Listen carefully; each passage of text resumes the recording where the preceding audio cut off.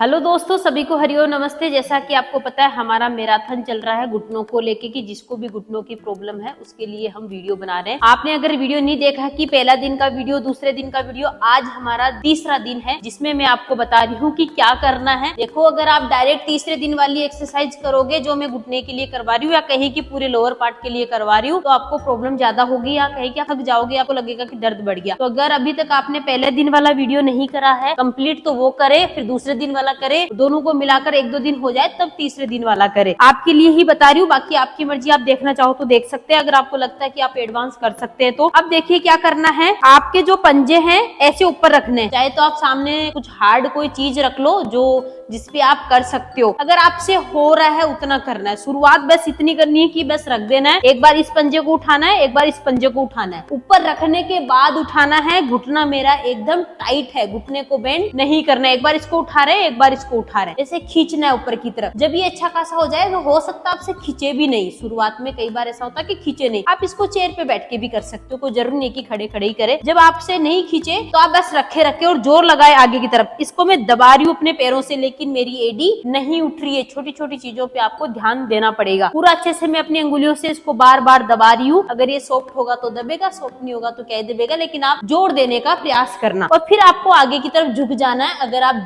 झुक सकते हो तो घुटने टाइट रहेंगे और ऊपर नीचे बार बार नीचे की तरफ जाने का प्रयास करना है कि बिना घुटना बेंड करे आप नीचे तक कितना जा सकते हो। जब अच्छा खासा हो जाए तब आप थोड़ा सा रिलैक्स करना, पैरों को ऐसे धीरे धीरे उठा के रिलैक्स देना। और इसके बाद दूसरा क्या रहेगा कि पैर मिले हुए रहेंगे और अपनी एडी को उठा के रखना अच्छे से। देखो, आज तीसरा दिन है तो रिलैक्स देना जरूरी है। अगर आपने डे फर्स्ट वाली और डे सेकंड वाली अगर आपने एक्सरसाइज करी होगी तो मैं उसके हिसाब से इसको रिलैक्स देने का प्रयास कर रही हूँ, और ताकि हमारा इम्प्रूवमेंट आगे वाले दिन के लिए अच्छा हो और हम आगे बढ़ सके। तो ऐसे उठा उठा के रिलैक्स देना है। अब इन पैरों को बस उठाना है खड़े खड़े। आपसे ऐसे पैर नहीं उठ रहे हैं, अगर आपकी हालत ज्यादा खराब है तो आप किसी चीज का सपोर्ट ले लो, साइड में दीवार के ऊपर हाथ रख लो और पैरों को उठाना है। जो उठा सकते हो वो अच्छे से ऊपर उठाए कि आपका घुटना आपकी कम से कम नाभि के बराबर तो आ जाए, इतना हमें उठाने का प्रयास करना है। और फिर पीछे भी धीरे धीरे टच करना है। देखो, जो भी मैं बता रही हूँ हो सकता है आपके लिए बहुत इजी हो, लेकिन कुछ लोगों के लिए बहुत हार्ड है। ये करना है। उसके बाद दोनों पैरों को मिलाना है, घुटनों के ऊपर हाथ रखना है और इसे गोल गोल गोल गोल